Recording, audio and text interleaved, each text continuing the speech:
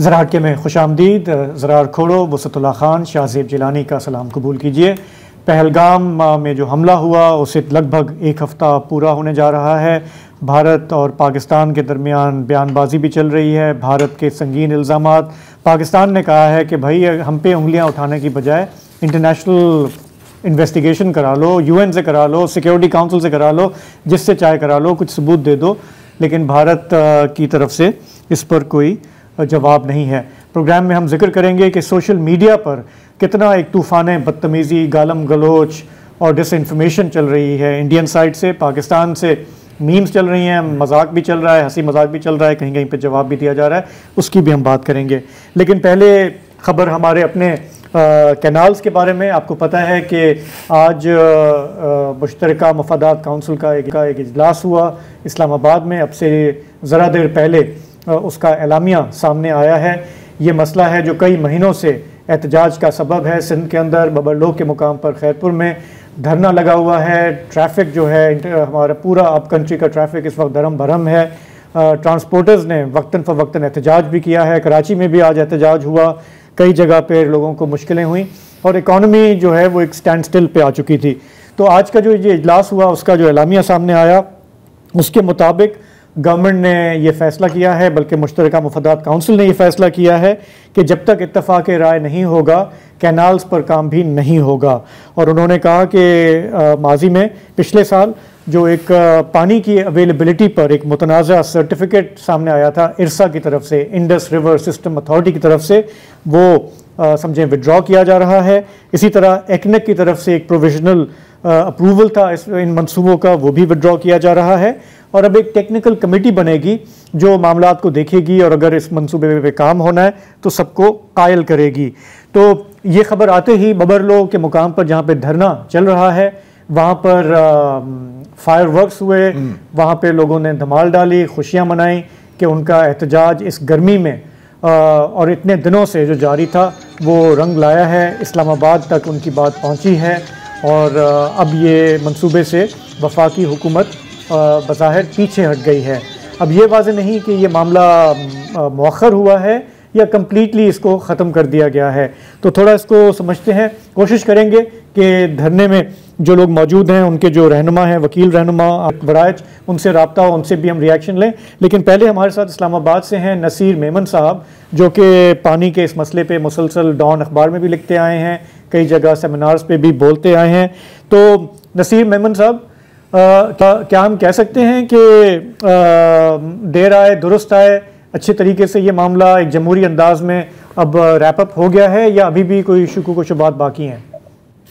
जावेद साहब, मेरा ख्याल है कि एज ऑफ नाउ फिलहाल की हद तक आप कह सकते हैं कि मामला रिजॉल्व इस तरह हो चुका कि अब मुझे फौरी तौर पर इन हालात में अब ये कैनाल्स आगे बढ़ते हुए मामला नजर नहीं आ रहा जी। गो के उसमें एक्सप्लिसिटली वर्ड्स पे ये नहीं कहा गया कि ये कैनाल्स रिजेक्टेड हैं, लेकिन उसके साथ एक ऐसी शर्त लगाई गई है कि राधा के नाचने के लिए नोमन तेल चाहिए। अब नोमन तेल है नहीं मुल्क में। उन्होंने कहा सूबों की रजामंदी करें, तमाम सूबे राजी हों ये मुल्क के कोहियन के लिए। तो ये जो शराइतें हैं ये ऑलमोस्ट ऐसे हैं कि ये मटेरियलाइज इमीडिएटली तो होते हुए नजर नहीं आते। तो एक तरह से आप कह सकते हैं कि फिलफौर ये कैनाल्स अब मुझे बनते, एटलीस्ट मेरा ये तजिया कि ये नहीं बन सकते। इस वक्त ये मामला जो ऐसे कहते हैं कि रुल गया बिल्कुल। ताहम इसकी जो वर्डिंग है ये जरूर जहन में रखिएगा, अगर किसी के ऊपर लीगल एक्सपर्ट इस पे बेहतर कमेंट कर सकेंगे। इन्होंने वापस किया है एक तो इरसा का सर्टिफिकेट इरसा को, और 7 फरवरी 2024 का फैसला जो एक्निक का था वो प्लानिंग कमीशन को। और उन्हें कहा गया है कि अब आप इसमें कंसेंसस बिल्ड करें, सूबों के कंसर्न सुने, इस तरह की बातें लिखी गई। मैं एक हाइपोथेटिकल सिनेरियो में अगर मैं लॉन्ग टर्म में सोचूं, जिस तरह की इस मुल्क की पास की हिस्ट्री है, चलें आज तो एक मज़ामत है, हुकूमत भी सिंध की सपोर्ट नहीं करती, बट क्या पता कल को आप सिंध में एक ऐसा चीफ मिनिस्टर आपको मिल जाए जो किसी भी वजह से आपके साथ हमांग हो।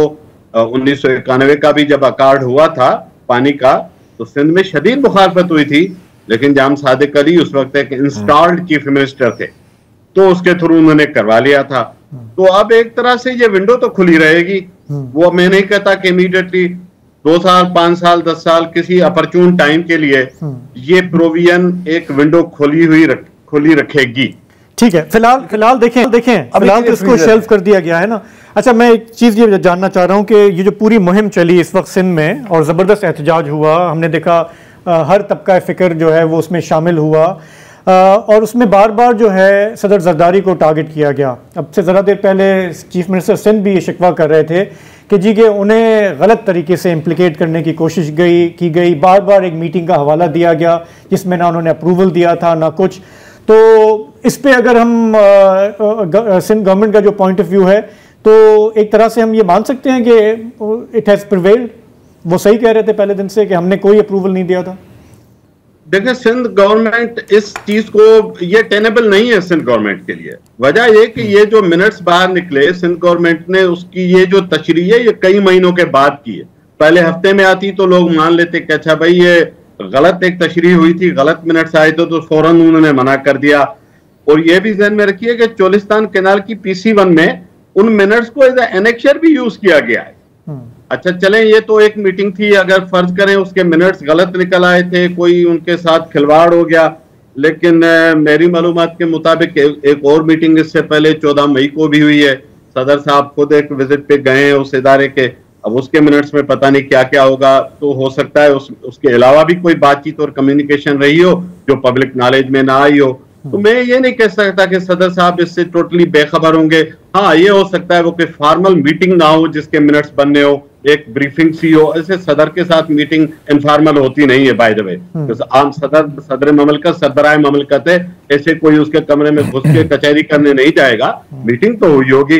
अब मतलब आपका अभी भी ये कहना है कि टैसिट अंडरस्टैंडिंग थी पीपल्स पार्टी की, लेकिन ये अवामी रद्देमल देख के उन्होंने बहुत ही तरीके से अपना पॉइंट ऑफ व्यू चेंज किया और अब उसकी फुल ओनरशिप और क्रेडिट भी लेगी पीपल्स पार्टी। वो पीपल्स पार्टी जाहिर है उसके साथ पॉलिटिकली उसको डैमेज कंट्रोल भी करना है, साथ में एक क्रेडिट भी अपने पल्ले लेना है। और पिछले कुछ अरसे से अवामी मज़ामत के बाद उन्होंने उसको रजिस्ट भी किया है। तो अब जाहिर है गवर्नमेंट है, वो तो करेगी डिफेंड अपने प्रेसिडेंट को। सही है। मेरा ख्याल है कि देखिए, मेरा ख्याल नसीर साहब बिल्कुल दुरुस्त फरमा रहे हैं कि कल का किसी को नहीं पता, लेकिन आज के लिए मेरा ख्याल है कि ये काफ़ी है।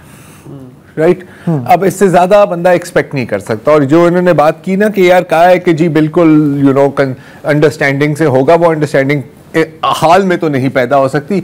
ये कुछ यूं है कि हाँ बिल्कुल हमारी शादी होगी लेकिन फरवरी के 30वें दिन पे, तो वो तो है ही नहीं। सही है, राइट। तो आई थिंक नसीर साहब, मैं एक चीज़ और आपसे पूछना चाह रहा हूँ। हमारा भी वहाँ पे राब्ता नहीं हो रहा बबरलो में। अब देखते हैं कि वहाँ पे जो धरने पे बैठे हुए हैं वो क्या डिसाइड करते हैं। उनका पिछले हफ्ते तक ये इसरार था कि जब तक नोटिफिकेशन नहीं आएगा हम लिखत में देख नहीं लेंगे, तब तक हम नहीं जाएंगे। लेकिन आप ज़ाहिर कि फॉलो कर रहे हैं इस धरने को, इस अवामी मुज़ाहमत को। मैंने देखा था कि इनके जो है ना मुतालबात कोई 4 थे कम अज़ कम, जिनमें से एक था ये कैनाल्स का मसला। बाकी जो है ये अमेंडमेंट, 26वीं अमेंडमेंट, दूसरे मामलात वो थे। आपका हंच क्या है कि इन्हें अब उठ जाना चाहिए या ये जिस स्ट्रगल में है इनको ये अभी रुकेंगे वहाँ पे? शाहजेब साहब, वैसे तो ये उनका इस्तेहकाक है, वो ही फैसला करने का अख्तियार रखते हैं, लेकिन मैं एक हद तक ये जरूर समझता हूँ कि उनकी जिदोजहद की एक सक्सेस तो हुई है। आज ये उनकी मज़ाहमत और उनके धरनों का नतीजा है कि बिफोर टाइम इवन मीटिंग भी कन्वीन हुई और इमीडिएट फ्यूचर के लिए की हद तक तो ये प्रोजेक्ट रुक भी गया। अब ये लॉन्ग टर्म फॉलो अप और एंगेजमेंट का प्रोसेस चल सकता है, बट इमीडिएटली मुझे ये उनके एफर्ट की अचीवमेंट नजर आ रही है। बिल्कुल, नो डाउट अबाउट इट। देखिए अब इसको ना अब सियासी मेंबर साहब शुक्रिया अदा कर लेते हैं। आपका बहुत बहुत शुक्रिया सर, आपने ज्वाइन किया, थोड़ा सा कर दिया। ये अब जाहिर है कि जो मुजाहिरीन है यकीनन ये उनकी ही फतेह है, तो वो इसको पॉलिटिकली कैश करेंगे। पीपल्स पार्टी कहेंगे कि लेकिन नहीं, लेकिन CCI में तो हम गए थे, हमारे इतने बयानात हैं। अब ये उस फील्ड पर पहुंच गई है। देखिए, जहां तक ये रोड क्लोजर की बात है, ये भी हमें बात करनी जरूरी है कि इस वक्त hundreds of millions worth of आपके एक्सपोर्ट गुड्स फंसे हुए हैं। इंटरनल जो आपकी तिजारत है, सप्लाई लाइंस, वो तकरीबन मुकम्मल तौर पर पैरालाइज हैं या बुरी तरह से जी डिसरप्टेड हैं। और ये आप अब अगर आज ये चीज़ का सिलसिला शुरू भी होता है तो पोर्ट की भी एक कैपेसिटी होती है कि एक वक्त पे कितनी चीज़ें वो हैंडल करें। तो ये जो बैकलॉग है इसको क्लियर करने में भी कई हफ्ते हो जाएंगे। और ये 3 रीजंस हैं। एक तो अवामी रद्द अमल जो हमने सिंध में देखा है कई महीनों से बढ़ते हुए, तीसरा जो इकोनॉमिक डिसरप्शन है, दूसरा जो इकोनॉमिक डिसरप्शन है, और तीसरा इंडिया फैक्टर। ये जो हो गया ना, ये जो हो उसके गया बाद जो है तो इन चीजों इंसिस्ट नहीं कर सकता कि जी नहीं कर सकते। अब इन तीन चीजों का जो मिलाप है, विच मींस कि it is impossible to go through with the canal. ये पिछले हफ्ते भी वाज़ेह था, लेकिन अब एक तहरीरी शक्ल में आ गया है, तो सही।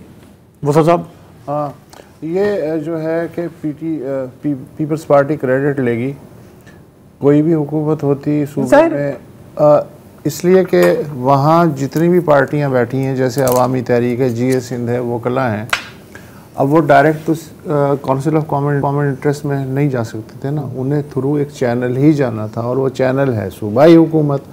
तो अब सूबाई हुकूमत के ज़रिए अगर उनकी आवाज़ वहाँ पहुँच गई तो बहुत अरसे बाद मैं ये देख रहा हूँ कि हम जो कहते थे ना कि यार ये म्यूज़िकल चेयर है जिसमें से आम आदमी निकल गया है, लेकिन अब कई सालों के बाद मैं ये देख रहा हूँ कि नहीं, आम आदमी उस म्यूज़िकल चेयर में अपनी स्टेडफास्टनेस की वजह से रह सकता है। 1 यूनिट का मुझे याद आ रहा है कि जब बना था तो सिंध में जो भी हुकूमत थी, जिसकी भी हुकूमत थी, उन्होंने सिंध असम्बली से वो करारदाद मंजूर करवा ली थी कि हम वेस्ट पाकिस्तान में मर्ज कर जाएं, बाकी सूबों ने भी करवा ली थी। उस वक्त इंटरनेट नहीं था, सोशल मीडिया नहीं था। 91 में भी कमोबेश यही हालत थी कि लोगों को कुछ को समझ में आया, बाकी जो आम आदमी उसकी समझ में नहीं आया। लेकिन ये जो तहरीक है उन दोनों से इसलिए मुख्तलिफ है कि जो ठेले वाला है वो भी क्लियर है कि क्या होने जा रहा है, तो वो तो बैठ गया, वो 48 सेंटीग्रेड में बैठ गया, 45 में बैठ गया, ठीक है, 48 जो भी था।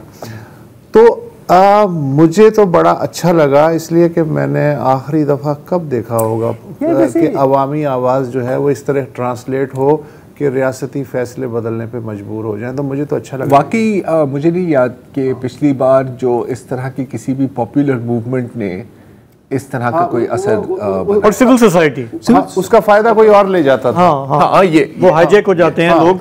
तो अच्छा लग रहा है मुझे। तो सही है, अभी के लिए इतना ही सही है मेरा ख्याल। तो अभी के लिए ये इतना सही है। मजीद जो है वो क्लैरिटी आ जाएगी वक्त के साथ साथ। हम यहाँ पे लेंगे एक ब्रेक, वापस आएंगे तो फिर बात करेंगे भारत पाकिस्तान कशीदगी की।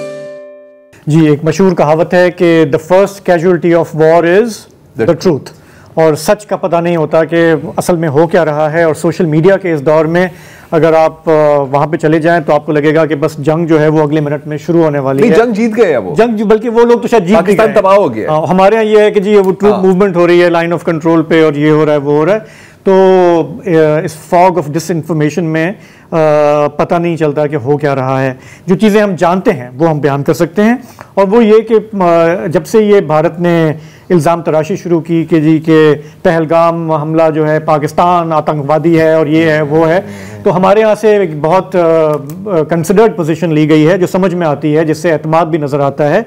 और वो ये कि भाई या सबूत दे दें या जिससे भी चाहें इन्वेस्टिगेशन करा लें, हम ताउन करने के लिए तैयार हैं। UN को बुला लें, सिक्योरिटी काउंसिल को बुला लें, अमेरिका को, कोई भी 2-4 जो बड़े मुल्क हैं उनको बिठा लें, हम तैयार हैं। इससे ये ज़ाहिर होता है कि पाकिस्तान समझता है कि उसके पास छुपाने के लिए कुछ नहीं है, और भारत के पास बहुत कुछ है शायद छुपाने के लिए। वहाँ पे भी सवाल उठ रहे हैं कि जी कि ये कैसे हुआ, अभी क्यों हुआ, और इससे किस तरह से मोदी सरकार पॉलिटिकल माइलेज लेने की कोशिश कर रही है। न्यूयॉर्क टाइम्स की एक खबर सामने आई है जिस पे काफ़ी बहस हो रही है, और वो ये कि उनकी हेडलाइन ये थी कि India is building a case to strike Pakistan. तो भारत का जो वावेला कह लें, जो भी कह लें हैं, लेकिन उसका भी असर नहीं हो रहा। और इंटरनेशनली जहाँ तक हमने देखा है रिएक्शन चीन का, ईरान का, अमेरिका का, तो थोड़ा सा ठंड प्रोग्राम है। और मोर और लेस वो ये कह रहे हैं कि sort it out amongst yourself, मतलब कि उनको भी कोई कन्विंसिंग ऐसी इंटेलिजेंस शायद नहीं मिली है कि वो बोलें कि जी हाँ पाकिस्तान जो है उसको ये करना चाहिए, वो करना चाहिए। तो कम से कम इस बार वो लग रहा है कि भारत का जो केस है वो बहुत ही कमज़ोर है। अब मुझे जो है डोनाल्ड ट्रंप की हिस्से मज़ाक के बारे में मैं शक व शुबे में मुब्तला हूँ कि या तो वो जुगत करने के काबिल, मेरे हिसाब से नहीं है वो जुगत करने के काबिल, उनके जितने भी हैं। तो मैं इस बात को भी जुगत नहीं समझ रहा, और इससे उनके ये अंदाज़ा होता है कि वो कितने सीरियस हैं कि वो एयरफोर्स 1 में एक रिपोर्टर से ने पूछा, भाई ये जो कश्मीर का मसला है इस पे आप क्या कह रहे हैं? कह रहे हाँ ठीक है, ये लोग तो कोई 1500 साल या शायद उससे भी ज़्यादा लड़ रहे हैं और आपस में ये निमट लेंगे। सानू की अच्छा, उसकी वजह ये है कि वो हर दफ़ा जो होता है ना, शेर आया, वो जाहिर है कि वो कहानी उन तक भी पहुंची होगी, तो वो उसको उस तरह से देख रहे हैं। अब आप उससे ये अंदाज़ा लगाएं कि करगिल वॉर, अगर आपको ज़्यादा देर नहीं हुई है, उसमें बिल क्लिंटन साहब जो हैं और स्टॉप टॉलबोट, उनके जो साउथ एशिया के वो थे, उन्होंने बहुत सीरियसली हाथ पैर फूले हुए थे और रिपोर्टें ये आ रही थी कि ये न्यूक्लियर फ्लैश पॉइंट जो है ये किसी भी वक्त क़यामत हो सकती है।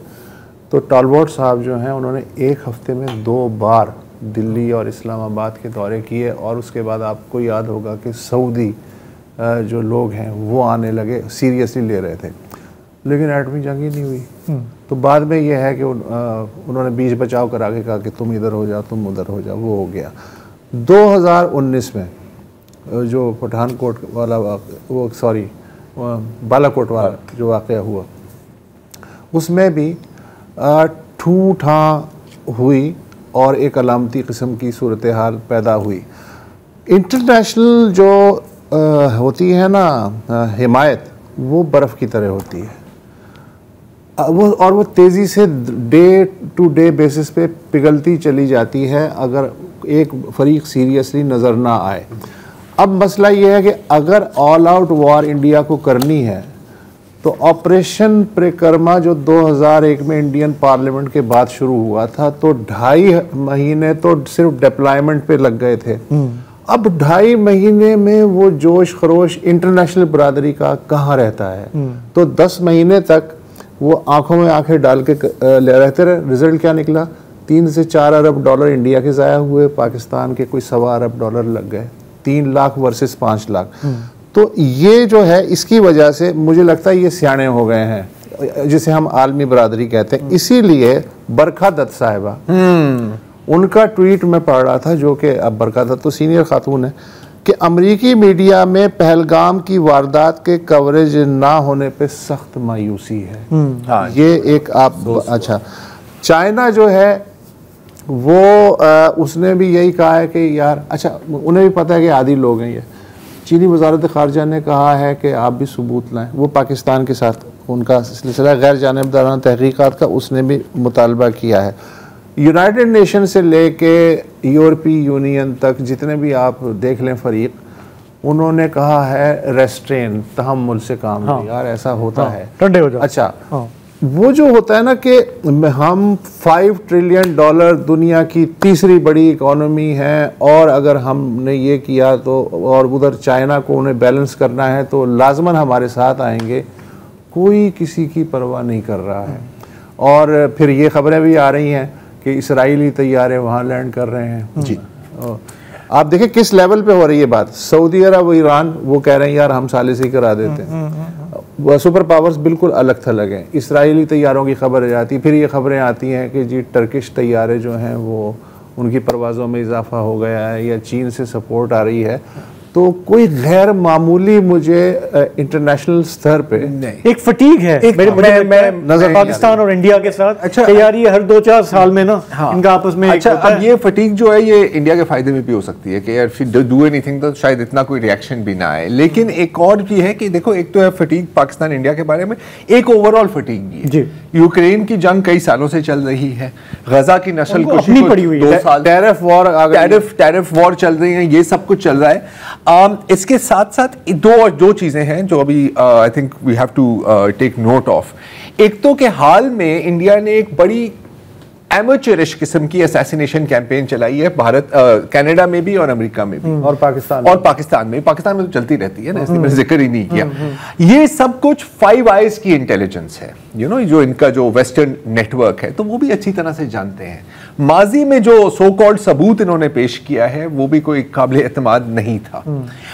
थर्डली, आप कॉन्फिडेंस चेक करें, वर्ल्ड लिबर्टी फाइनेंशियल इंटरनेशनल, ठीक है, जो एक ट्रंप फैमिली के साथ लिंक्ड एक फाइनेंशियल ग्रुप है, उनकी आज मैं ट्वीट देख रहा था। तो कौन आए थे पाकिस्तान जी, इनके खसूसी जो नुमाइंदे हैं for the middle east, Steve Witkoff के बेटे जैकरी विटकॉफ, ठीक है, ये उनकी बड़ी मतलब और मतलब वो शलवार कमीज में भी घूम रहे हैं, आगे पीछे MOUs पे दस्तखत भी हो रहे हैं। हमारे जो क्रिप्टो काउंसिल के हैं बिलाल बिन साकिब, वो इनके साथ घूम रहे हैं।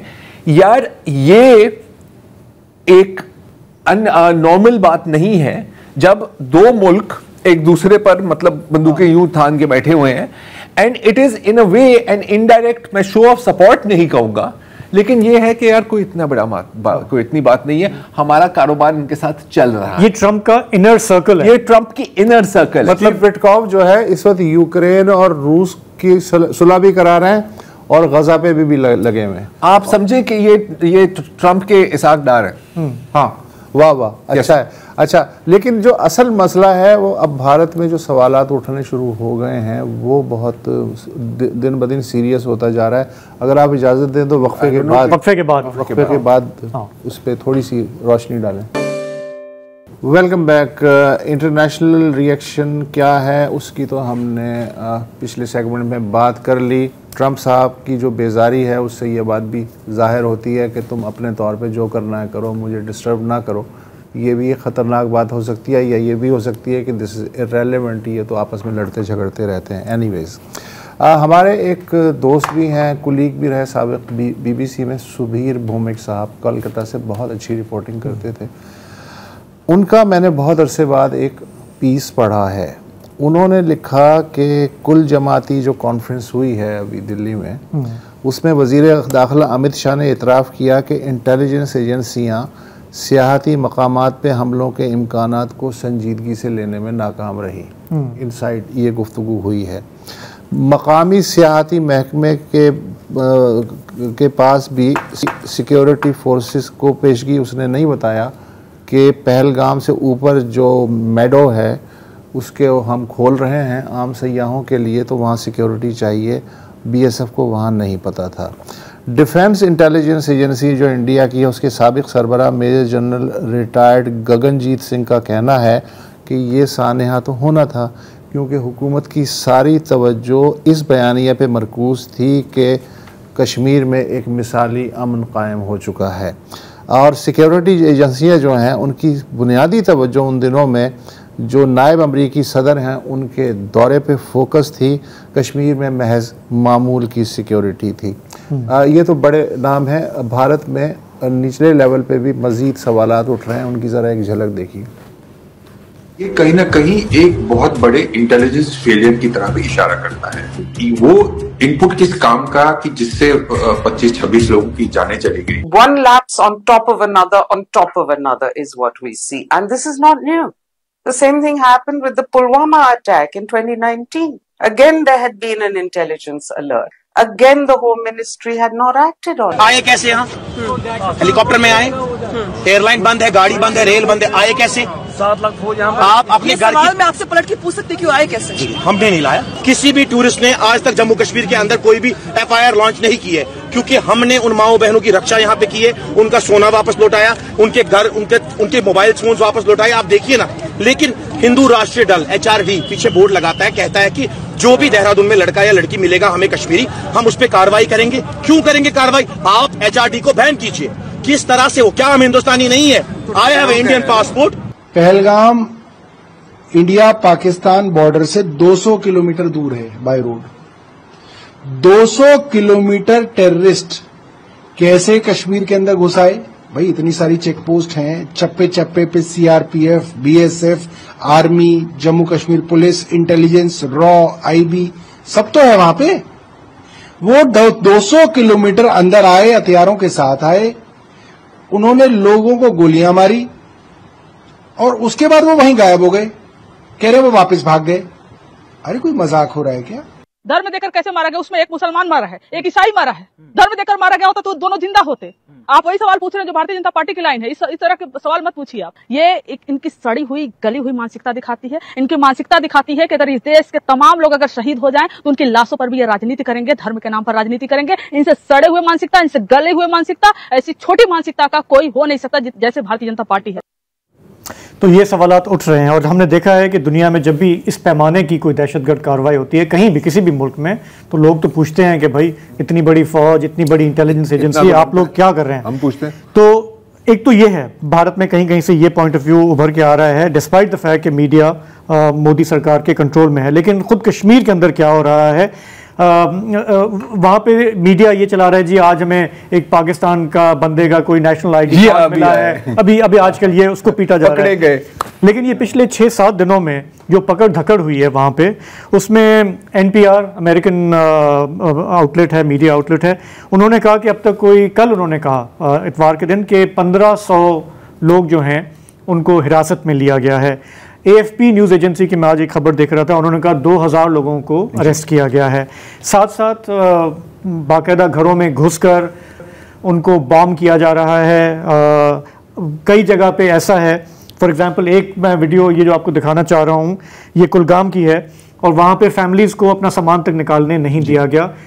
आते हैं सिक्योरिटी फोर्सेस वाले और विद इन मिनट्स जो है वो उसको बॉम्ब कर देते हैं। इजरायली प्लेबुक, इजरायली प्लेबुक ये लग रहा है मुझे, ये सीन्स देखे मुझे तो वो 2005 वाला कश्मीर का ज़लज़ला याद आ रहा है कि जिस हमने उस वक्त जो आंखों से हाल देखा था। लेकिन ये आपकी रियासत कर रही है, ये सिक्योरिटी फोर्सेस कर रही हैं।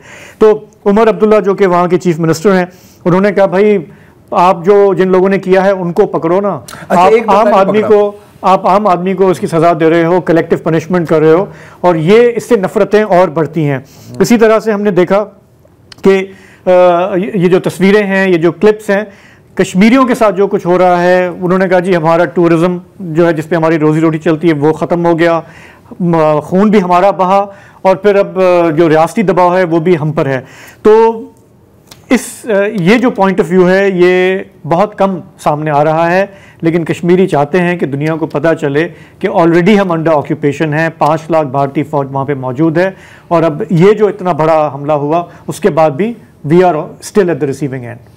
अच्छा, इंटरेस्टिंगली इनफ अभी आपके पास एक और क्लिप भी है, तो ये वीडियो पोस्ट करें। अच्छा, कितने दिन गुजर गए? हफ्ते से ज्यादा हो गया, हफ्ता हो गया है ना। अभी तक एक कोई बंदा नहीं पकड़ा, पकड़ा। लेकिन बड़े खूबसूरत वीडियोस अपलोड हो रहे हैं सोशल मीडिया पर फ्रॉम द इंडियन फोर्सेस कि ये देखें हम किस तरह house to house clearance operation. यार मुझे अभी लग रहा था कि गजा की तस्वीर में देख ये चल रही है कि ये देखें ये कितना स्टेज, ये कितना स्टेज, मल्टी कैमरा शूट है, ट्रैकिंग कैमरे चल रहे हैं, ये हमारा सिक्योरिटी ऑपरेशन चल रहा है।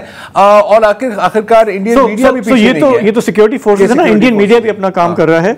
और उनकी कोई एक एंकर हैं बहुत मशहूर आज तक की, वो है सीनियर एग्जीक्यूटिव एडिटर हैं और उनके बारे में किसी ने कहा कि जी एंकर विद एन एथिकल आई, ठीक है ना।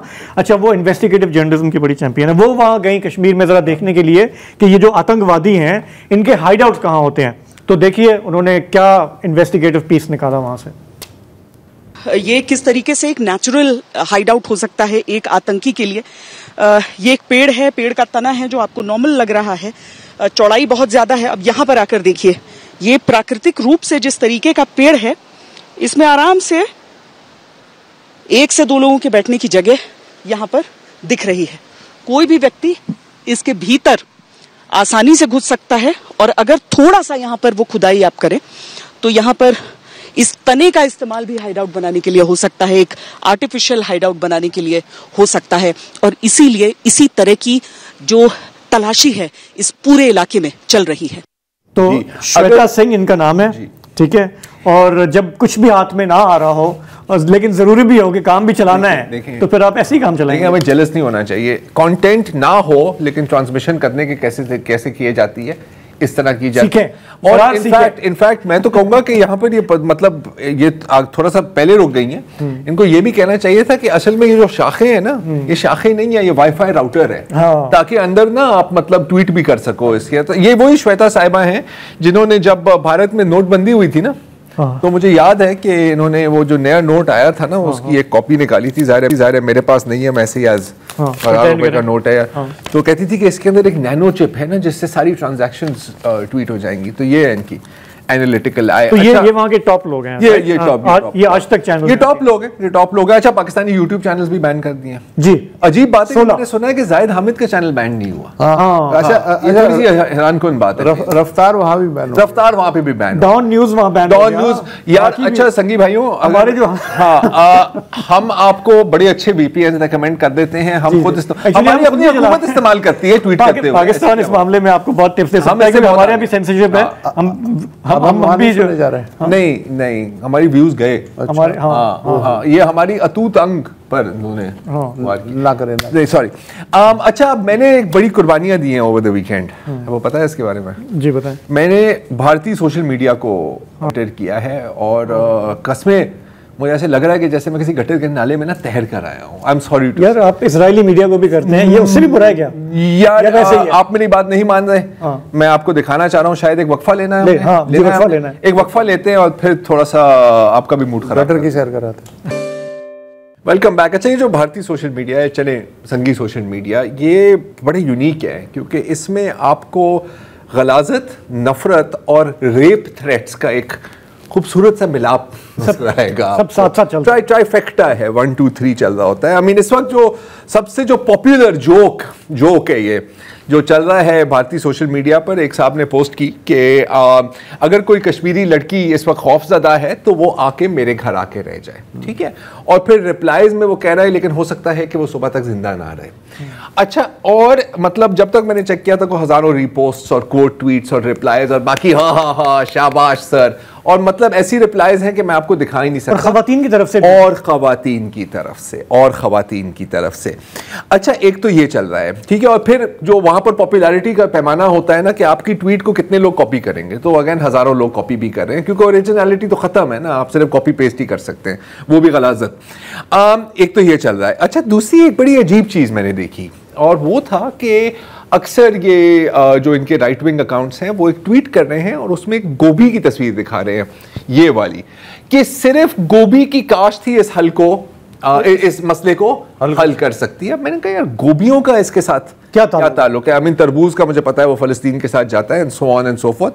तो उसमें थोड़ी सी डिगिंग की और पता लगा कि 1998 में बिहार के एक जगह है भागलपुर, राइट, वहां पर विश्व हिंदू परिषद और जो मुख्तलिफ जो संघ परिवार के जो टेररिस्ट आउटफिट्स हैं, जिनको यही कह सकता हूं, वहां पर राम जन्मभूमि मूवमेंट के दौरान तकरीबन 900 से 1000 मुसलमानों को वहां पर कत्ल किया, बल्कि 90 से 95% वहां पर जो कत्ल हुए थे वो मुसलमान ही थे। और इसको छुपाने के लिए उनको एक खेत में दफनाया गया और उसके ऊपर गोभी काश्त की गई, इज्तिमाई कब्र बना, इज्तिमाई कब्र के ऊपर गोभी काश्त की गई कि जी ये तो हमारी खेत है। तो गोभी का सिंबल इस वक्त इस्तेमाल करने का मतलब है कि मुसलमानों को कत्ले आम का वक्त हुआ जाता है। ये जब नागपुर में आपको पता है हाल में राइट्स हुई थी, वो जो औरंगजेब की बारी में मूवी आई थी, छलावा या छावा या जो भी है, वहां पर भी इसी तरह की इमेजरी इस्तेमाल हुई थी कि नागपुर वायलेंस की ये सोल्यूशन है। ये देख रहे हैं आप? अच्छा, ये प्राउडली हिंदुत्व, प्राउडली इसलिए मैं इनको कहता हूं ना लंडे के जायने। वो कैलकाटा की गायनेकोलॉजिस्ट, वो मैं उस पर आ रहा हूं, लेकिन पहले सोशल मीडिया से फारिग हो जाए तो फिर हम रियलिटी में आते हैं।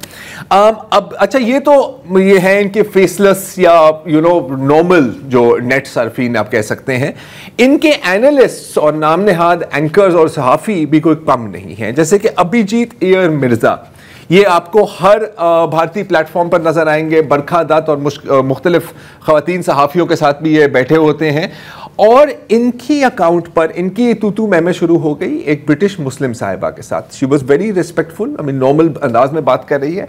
और वहां पर रेप थ्रेट्स, ये जो हमने ब्लैंक किया हुआ है ना, इनकी सारी ट्वीट्स को ही ब्लैंक करना होगा, बाकी भी है वो भी हम दिखा सकते हैं। ऐसी अल्फाज और इस तरह की जबान इस्तेमाल की जा रही है फ्रॉम एन एनालिस्ट कि मैं तो इनके घर के अपनी खवातीन को कहूंगा कि इनको भी मोहतात होना चाहिए इनसे। अच्छा, ये तो यहां तक तो चले बदतमीजी। अच्छा, यहां पर भी लोग तालियां बजा रहे हैं, well done, good job, you know. Anyway, अच्छा दूसरे एक एंकर हैं अदित्य राज कौल, उनका नाम आपने शायद सुना हो, वो भी काफी मशहूर हैं। उन्होंने यार एक लाजवाब ट्वीट की है आज। उन्होंने हमारा एक राज एक्सपोज कर दिया है पाकिस्तान का। एक ये की है कि यार इस्तीफे दिए जा रहे हैं पाकिस्तान फौज में, ठीक है, और लोग कह रहे हैं कि जी हम अब ऐसे लोग भाग के जा रहे हैं। और ये लेटर है ISPR के जानिब से, क्योंकि वो सिर्फ ISPR को जानते हैं ना, समझते हैं कि वो चीज सारी चीज कंट्रोल करती हैं। और अगर एंड में आप देखें कि क्या लिखा हुआ है, अगर इसको हमने जूम किया हुआ, ये देखें, ये क्या लिखा हुआ है, पाकिस्तान जिनाबाद मतलब जिंदाबाद भी नहीं, हाँ। लेकिन जिनाबाद। तो बेटा चैट GPT से ही लिखवा ले अगली बार। हाँ। और ये बकायदा वहां पर लोग सीरियसली पूछ रहे हैं, और वो ग्रॉक को पूछ रहे हैं, ग्रॉक इज दिस ट्रू? ये हाल है यार, and this is one of the top anchors. अच्छा, अब अगर आए, एक तो कहा जाता है कि यार लेकिन नहीं, देखिए कीबोर्ड या फोन के पीछे जो लोग होते हैं ना, वो असल में रियलिटी में ऐसे नहीं होते। लेकिन ऐसा नहीं है, रियलिटी में भी कुछ यूं ही चल रहा है। जैसे कि Pakistan high commission in London के बाहर एक मुजाहरा हुआ, और वहां पर एक अंकल है, अगर वो अंकल हम जरा अंकल को दिखाएं, अंकल के हाथ में एक पानी की बोतल है, ये, हाँ, और ये पीछे की तरफ मतलब इशारा कर रहा है कि आपके पास पानी नहीं होगा, आप लोग बाथरूम कैसे जाओगे? अच्छा, ये देखें, मतलब कि जैसे पता नहीं कोई YouTube में बाथरूम जाने का ट्यूटोरियल दे रहा है, क्या कर रहा है मुझे नहीं समझ आ रही। अच्छा, ये इनका हीरो बना हुआ है। बीजेपी कर्नाटक की अगर आप वेबसाइट देखें तो इसका वो AI इमेज बनाया हुआ है इन लोगों ने, और कहा है कि this is now our hero. And I think कि This says everything. Yeah, this is so striking. जब कोई ग्रुप जो है ना ये तूफान बदतमीजी को ओन करे और प्रमोट करे, डिफेंड करे, प्रमोट करे।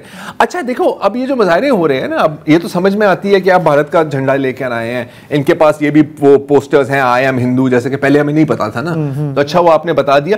पहली बार मैं देख रहा हूँ कि किसी और मुल्क के झंडे भी हैं वहां, और किस मुल्क के हैं आप हैरान नहीं होंगे। ये देखें, और कौन हो सकता है? Israel, right, because role model इनका यही है। वो एक अलग बात है कि इजरायली भी इनको ओन नहीं करते पब्लिकली, यू नो, वो वेपन्स भेजते हैं, लेकिन कहते हैं यार प्लीज डोंट एम्बैरेस अस। अच्छा, एक तो ये चल रहा है। अच्छा, फिर जाहिर है कि कुछ हैं जिन्होंने सिर्फ बॉलीवुड, उनकी परवरिश ही बॉलीवुड पर हुई है ना। तो एक साहब हैं, बड़ा एक मजेदार वीडियो है, अगर हम वो चला दें तो पहले वो आते हैं, ये आते हैं, नाराबाजी कर रहे हैं, और ये चेक कर रहे हैं, स्टाइल चेक कर भाई का, और यू करता है, और फिर मतलब एक वो एक जो सिंबल होता है। अच्छा, और फिर भाई को पीछे पुलिस पकड़ी, थोड़ी सी भाई की आवाज तो सुनाया, भाई की आवाज सुना सकते हैं आप हमें? अच्छा, भाई कह रहे हैं but why sir, but why sir, but I didn't do anything sir. तो ये होता है शेर से, ये बट व्हाई, बाकी भी आ रहे हैं, no sir he not do nothing sir, we want to let him go. तो ये वहां पर चल रहा है। अच्छा,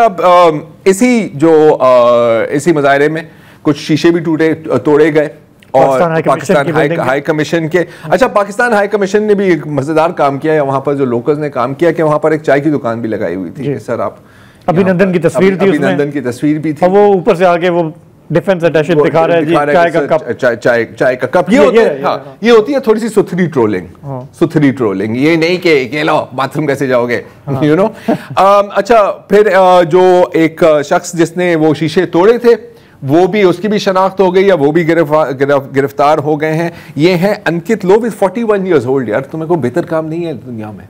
नहीं, तो यहाँ पे तो वो बाबे जो हैं वो इतनी छोटी हरकतें कर रहे हैं। It's not teenagers, it's not, हमारे वाले तो टीनेजर्स अक्सर इस तरह की वो मतलब वो फिर भी समझ में आती है। अच्छा, वसत ने एक और चीज की जिक्र की थी। अच्छा, ये तो बात हो रही है ना, चलो ये आप कह सकते हैं ये परफॉर्मेंस है, आप कह सकते हैं कि सोशल मीडिया पर पोस्ट हो रही हैं, लेकिन रियलिटी में भी क्या हो रहा है। तो एक बड़ी एक तशवीशनाक खबर आई है कोलकाता से, और वहाँ पर एक हामला खातून थी, पिछले 7 माह से वो एक गायनोकोलॉजिस्ट को देख रही थी।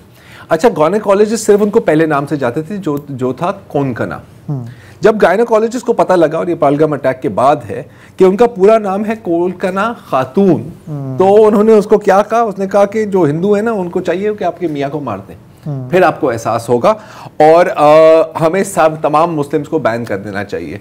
तो उसको वहाँ से डॉक्टर के ऑफिस से निकाल दिया, और अब उस डॉक्टर के खिलाफ एक इंक्वायरी भी चल रही है। ये तो देखें वो केसेस हैं जो मंजर आम पे आते हैं। एवरी डे हमने देखा है कि कश्मीरियों को जो यूनिवर्सिटीज में है, वहां से उनको कैसे जो है कहीं से निकाला जा रहा है, कहीं पे टारगेट किया जा रहा है। तो ये तो फॉल आउट होगा ना, जब आप प्राइम मिनिस्टर जो है, हाँ, वो इस तरह की बातें करेगा, मुनाफरत फैलाएगा। Again you know I mean अब मेरा ख्याल है कि टू नेशन थ्योरी से मैं कुछ तजवीज़ें मैं जमा कर रहा था आज।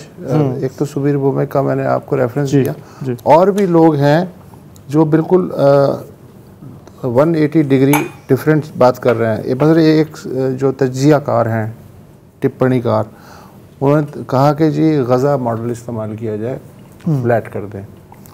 तो एक तो उन्होंने आज़ाद कश्मीर का जोग्राफिया नहीं देखा कि फ्लैट करने को क्या है, पहाड़ी इलाका है, वो मुश्किल थोड़ी सी पेश आएगी। और दूसरे शायद उन्हें ये भी नहीं मालूम कि गज़ा में एक नॉन स्टेट एक्टर है, एक स्टेट एक्टर है। यहाँ पाकिस्तान जो है वो न्यूक्लियर पावर है और एक स्टेट एक्टर है, और आज़ाद कश्मीर का जो टोपोग्राफी है वो इसको अलाउ नहीं करता। तो लेकिन वो आ रहे हैं, गज़ा को आइडियलाइज कहीं ना कहीं इन्होंने कुछ ना कुछ करना है। पिछले 3-4 दिनों से वो हमें धमकी दे रहे थे ना कि यार विक्रांत आ रहे हैं, एयरक्राफ्ट कैरियर विक्रांत आ रहा है, विक्रांत आ रहा है। अच्छा, विक्रांत पहुंच के देख के वापस चला गया, और अभी वो अपनी ये देखो ये अपने डॉक में वापस पहुंच गया। तो ये है इस वक्त की सूरत हाल। अब देखते हैं कल क्या होता है। इजाजत दीजिए। हो सकता है ख्वाजा आसिफ कल कोई नया बयान दे तो फिर उस पर इस पे भी बात करनी थी, लेकिन हमने कहा कि चले मिस कर लें। आज के लिए इतना ही जी, इजाजत दीजिए, खुदा हाफ़िज़।